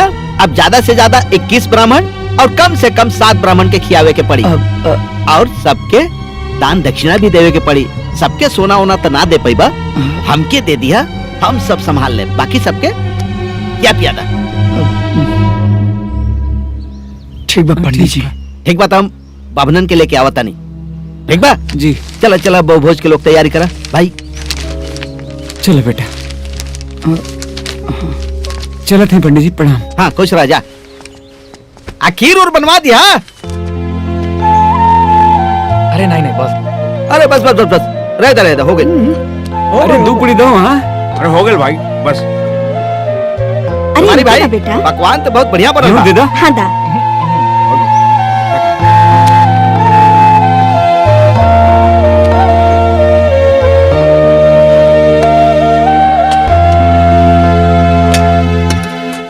भोजन बहुत स्वादिष्ट बा सुमानी भाई। धन्यवाद पंडित जी। भोजन करके आनंद आ गई। प्रणाम। बस आपके आशीर्वाद बा पंडित जी। ना बेटा अभी बा खाए दा। अरे बेटा वहाँ पानी दे दो।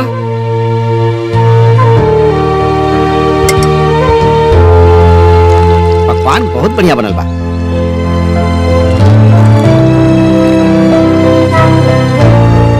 ना ठीक बा, आनंद आ गई भोजन करके। हाँ अरे खुश रह। प्रणाम पंडित जी। सदा सुखी रह लोगा ना। खुश रह। भगवान सब कल्याण करे। प्रणाम। प्रणाम। प्रणाम। खुश रहिए।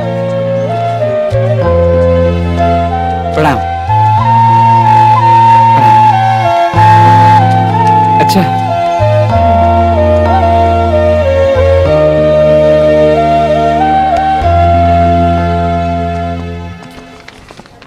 प्रणाम मैम। जी हम राशि से मिल ली। हाँ, जाके मिल लीजिए। जी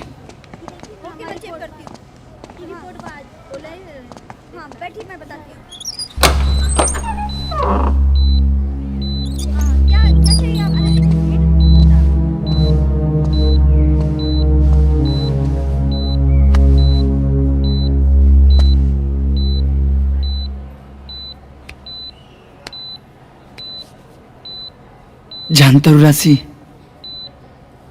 आज बहु भोज रहा और पहला बार ऐसा भइल कि बहु भोज में बहु खाना ना बनौली, हलवाई खाना बनौला सा। और सब पंडित जी लोग एकदम मस्त जमा के खाना खाइला लोग, अंगूरी चाटत रह गया लोग। अब जब जात रहे लोग तो लोग के दान दक्षिणा दे के आशीर्वाद भी लेनी। बस भगवान करस तू जल्दी से ठीक हो जा।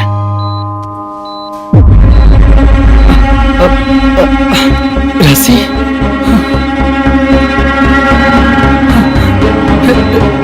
राशि doctor doctor doctor doctor madam madam जी हम चलने राशि आई जल्दी।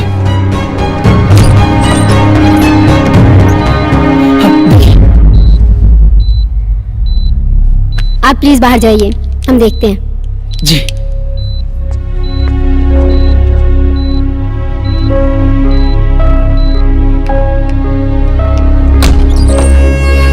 ये पकड़ो जरा। इम्प्रूवमेंट हुई है, अच्छी बात है। अभी हम नई रिपोर्ट निकाल कर देखेंगे, उसके बाद हम आपको बताएंगे।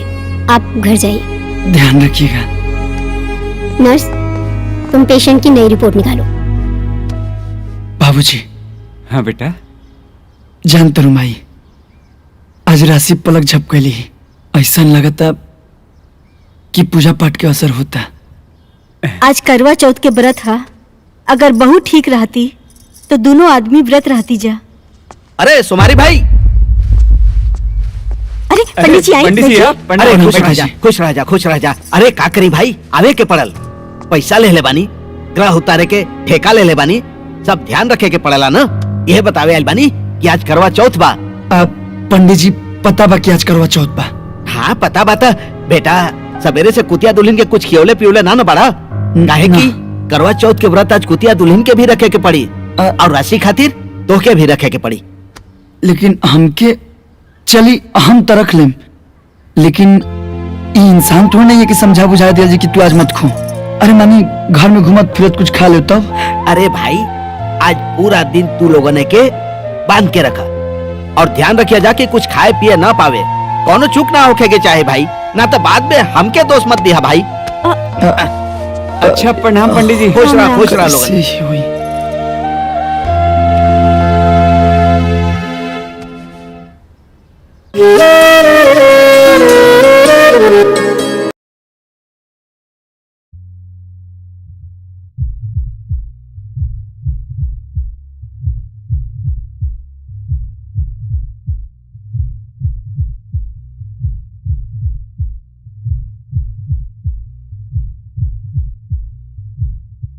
दुख हमार देखा बहुत लोरावा के धार में, जीवन के नैया फांस गइल मझधार में। दुख हमार देखा बहुत लोरावा के धार में, जीवन के नैया फांस गइल मझधार में। महतून का सोझाया के खड़ भी आसान से, हमर जान के जिया दो चंदा कही के भगवान से। कदा ये एहसान चंदा कही के भगवान से।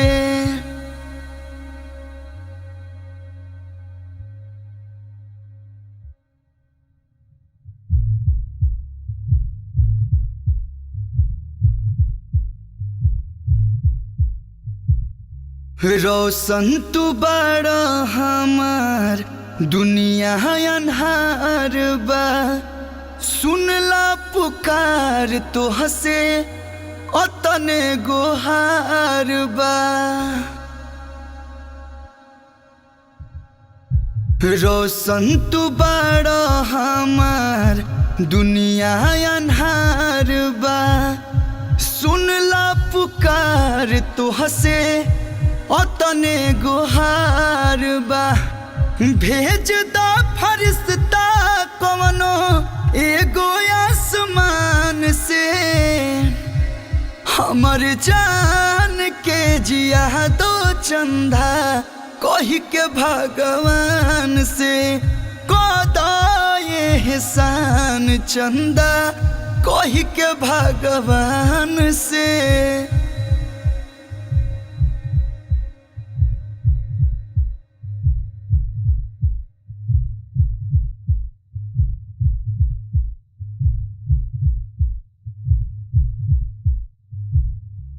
बड़ी बहा उम्मीद जानी करी हा निराश हो, साथ जदि छोटी टूटी जाई विश्वास हो।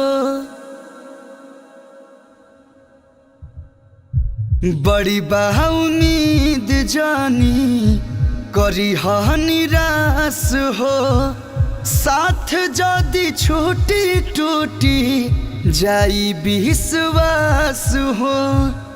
दूर न सवित्री के कर सत्यवान से, हमर जान के जिया दो चंदा कही के भगवान से। कदा ये एहसान चंदा कही के भगवान से।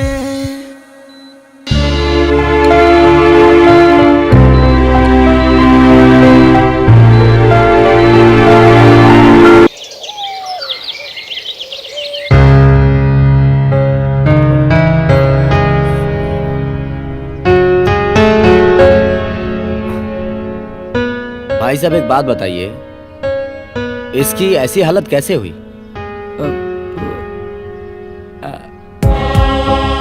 वो कल करवा चौथ था ना, तो इसने भी व्रत रखी थी। करवा चौथ का व्रत हो भी एक कुकुरिया से? वो क्या है ना सर कि मैं मंगला हूँ और मेरी शादी हुई है, और विदाई के बाद मेरी वाइफ का एक्सीडेंट हो गया और वो कोमा में चली गई। वो पंडित जी ने बोला कि काली कुतिया से शादी कर लो और उसे 21 दिन अपने साथ रखो, और इसी बीच ये करवा चौथ आ गया। तो उन्होंने कहा था कि अगर ये व्रत करेगी तो राशि के स्वास्थ्य में सुधार हो जाएगा। तो मैंने किस जमाने में जी रहे हो भाई साहब आप लोग? आजकल के जमाने में भी मंगला मंगली के चक्कर में पड़े हुए हो। एक बात बताइए, इस मासूम की जान ले रहे हैं आप लोग? अरे मुझे तो जानवर ये नहीं आप लोगों में दिखाई दे रहा है भाई। कुछ नहीं खिलाया पूरा दिन आप लोगों ने, इसे पता है? इसकी तबीयत इतनी खराब हो चुकी है कि ये बचने के हालत में नहीं है। एक बात बताइए, आपकी बीबी का एक्सीडेंट हुआ ना, ड्राइवर की भी तो गलती हो सकती है। इसकी क्या गलती? इस बेचारी को आप लोग मार रहे हो। एक काम करिए, आप किसी और डॉक्टर से दिखा लीजिए, मेरे बस की बात नहीं है, सॉरी। अरे डॉक्टर साहब, डॉक्टर साहब,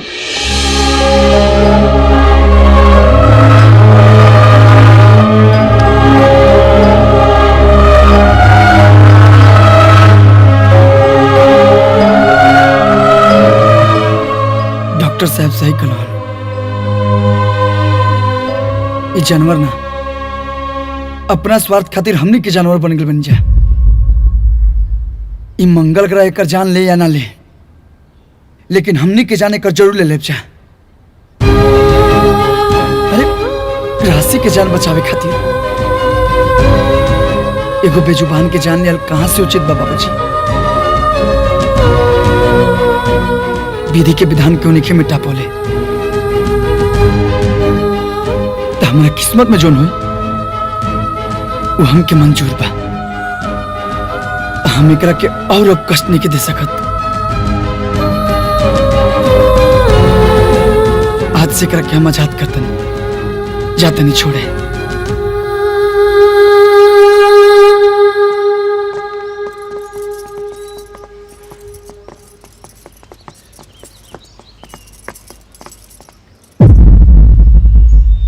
माई हम छोड़ के आवत नहीं।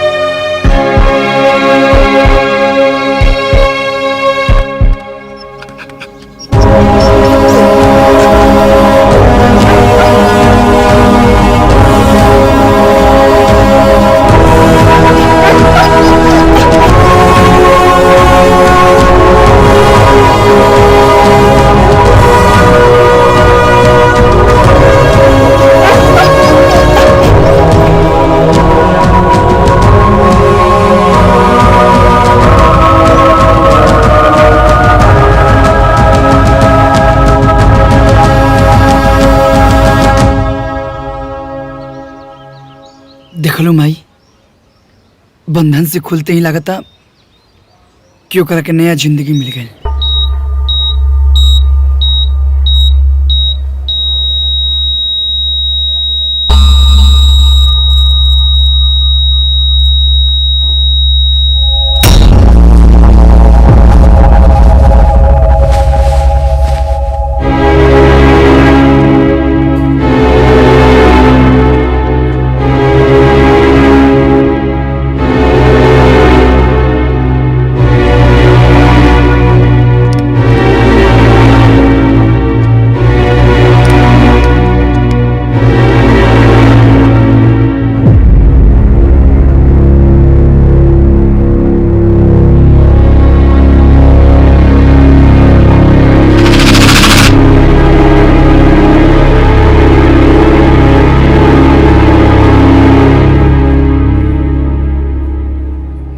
I'm sorry.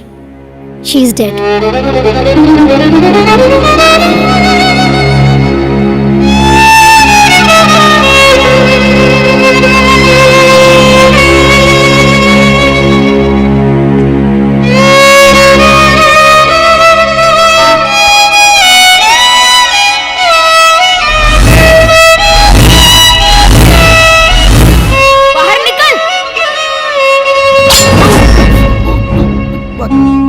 तलवार लेके आई लो खुबू। काकुलो फिर से बोलो। I love you. I love you.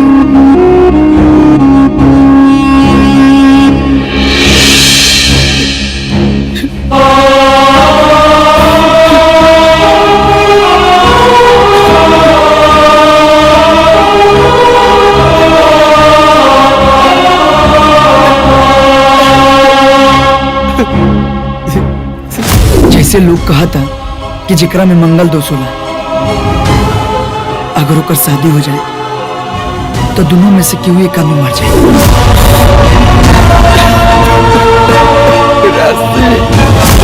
अगर आपकी दुल्हन बनके एक पल भी जी ली हनीना तो वो पल एक सदी के बराबर होगी।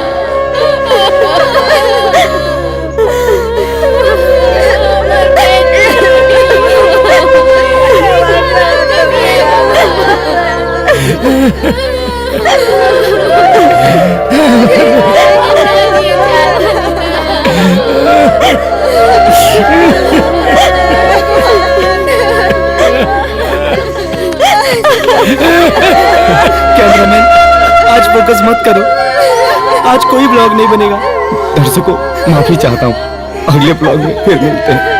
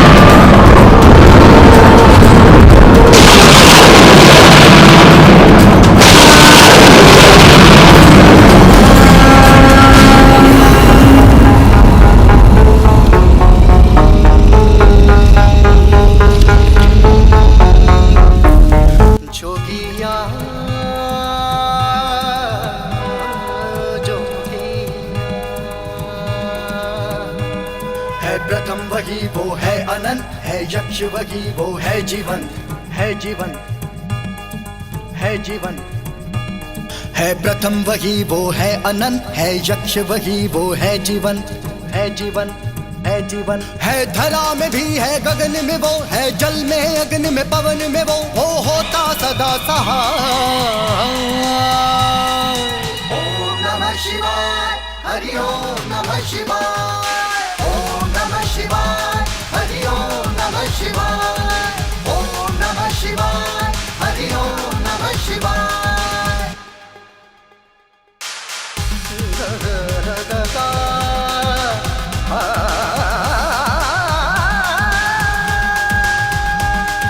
धुनी रमाए हो के मलंगा हाथ में डमरू गले भुजंगा जन जन को गंतव्य ले जाने जटा से बहती निर्मल गंगा पाप पुण्य सब उसके ही है वो एक योगी रमता है शिव सत्य है अविनाशी वो ना इनका ना उनका है जीवन में है मरण में वो है पूनम में है ग्रहण में वो शून्य है वही एकाकार। ओम नमः शिवाय हरि ओम नमः शिवाय ओम नमः शिवाय हरि ओम नमः शिवाय ओम नमः शिवाय हरि ओम नमः शिवाय। सारे सारे गा रे गा पा गा पा नी पानी पानी सा पानी सा नी सा नी पानी पा गा रे गा रे सा सा सा सा सा सा। तीनों लोक के त्रिनेत्रधारी शिव शंभु सबके अधिकारी औघड़ अलहड़ प्रेम में पागल गौरा मैया जिनकी दुलारी सुर सरगम और साध में वो है कल में भी और आज में वो हर ज्ञानी के ज्ञान में में बसता भक्तों की आवाज में वो, अध्यात्म वही विश्वास में वो, हम सब की चलती सांस में वो, सब शरण में शीश झुका। ओम नमः शिवाय, हरि ओम नमः शिवाय।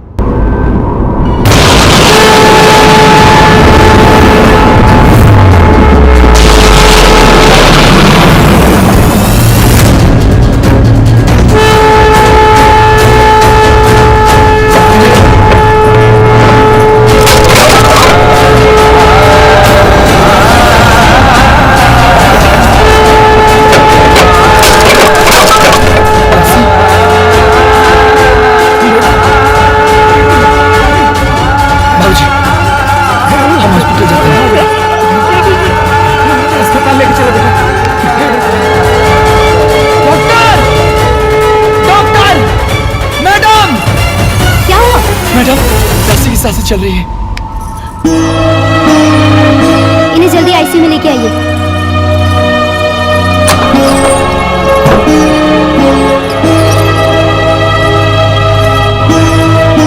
आप बाहर जाइए, हम चेकअप कर लेते हैं। नर्स जल्दी से ऑपरेशन की तैयारी करो।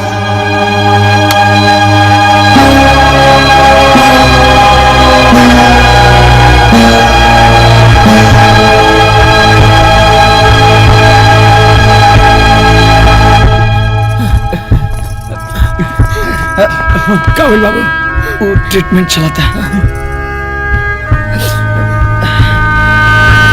भगवान जी, हमारे बेटी को बचा, हमारे राशि की ठीक करता।